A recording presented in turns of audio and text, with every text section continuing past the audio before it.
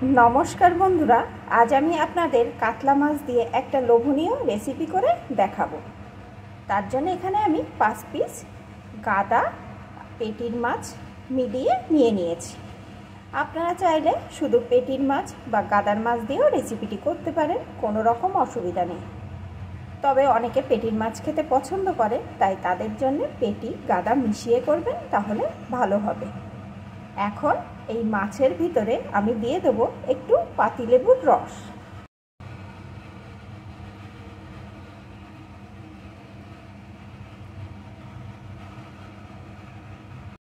দিয়ে দেব একটু লঙ্কা গুঁড়ো,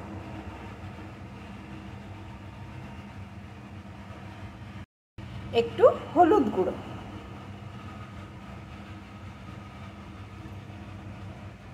একটু লবণ। এখন সুন্দর করে মাছগুলো মাখিয়ে নেব। অফ ক্যামেরায় আমি হাতের সাহায্যে মাছগুলো সুন্দরভাবে মাখিয়ে নিয়েছি। এখন কিছুক্ষণ এইভাবে ম্যারিনেট করা মাছটা রেখে দেব, তার মধ্যে এই মাছের মশলাটা রেডি করে নেব। মশলাটা রেডি করার জন্য এখানে আমি মিক্সিং জারে 5 পিস কাতলা মাছের জন্য 2 টেবিল চামচ সাদা সর্ষে দিয়ে দিয়েছি। এখন দিয়ে দেব 1 টেবিল চামচ মতো পোস্ত,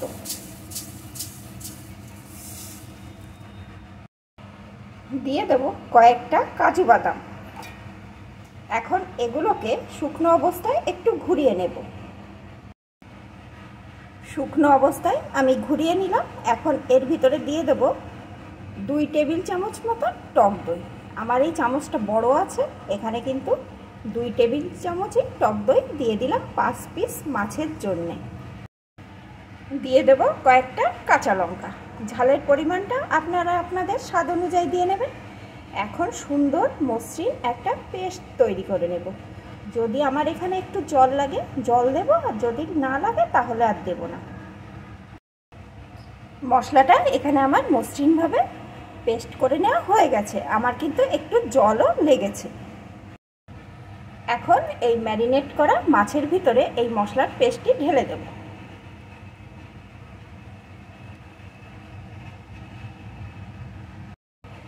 সাথে দিয়ে দেব একটু হলুদ গুঁড়ো। মাছে কিন্তু আগে থাকতে হলুদ লবণ দেওয়া আছে, সেই বুঝে এখানে দিতে হবে একটু লবণ। আবারও মাছটা আমি মাখিয়ে নেব। মাছটা এখানে সুন্দরভাবে আবারও আমি মাখিয়ে নিয়েছি। রান্নার জন্য কড়াইয়ে আমি অল্প একটু সর্ষের তেল বসিয়ে দিয়েছি। রান্নাটা কিন্তু সর্ষের তেলে করার চেষ্টা করবেন, তাহলে স্বাদটা ভালো হবে। তেলটা গরম হয়ে গেছে। এখন এর ভিতরে আমি দিয়ে দেবো একটা পেঁয়াজ কুচি। পেঁয়াজ কুচিটা একটু ভেজে নেব। পেঁয়াজ কুচিটা লাল লাল করে এখানে ভাজা হয়ে গেছে। এখন ম্যারিনেট করা মাছটা এর ভিতরে ঢেলে দেব।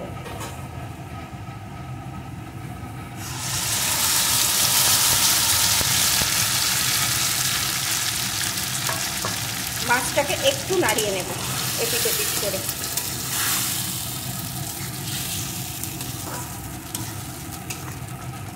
নাড়িয়ে নিয়েছি। এখন যে বাটিটায় মাছটা ম্যারিনেট করে রেখেছিলাম বাটিটা ধুয়ে একটু জল দিয়ে দেব।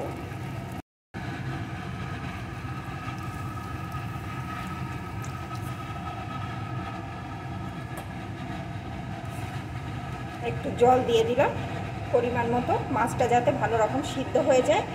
এখন এর উপর দিয়ে দেব কয়েকটা চেরা কাঁচা লঙ্কা, আর দিয়ে দেব একটু কাঁচা সরিষার তেল।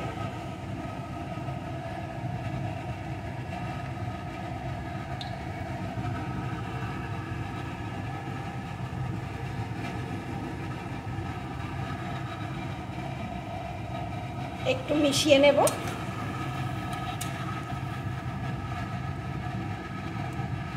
মিশিয়ে নিয়েছি। এখন একটা ঢাকা চাপা দিয়ে মিডিয়াম টু লো আছে 10 মিনিট হতে দেব।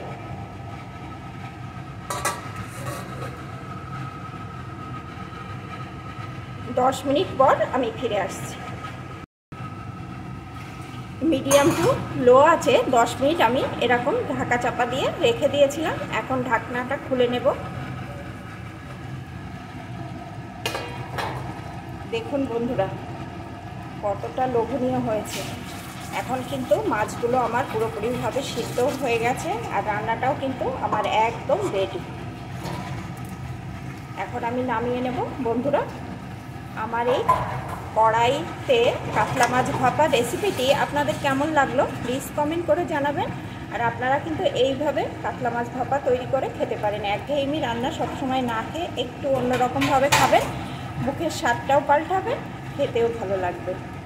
এখন এটাকে আমি নামিয়ে নেব। ভালো লাগলে লাইক করবেন, কমেন্ট করবেন, শেয়ার করবেন।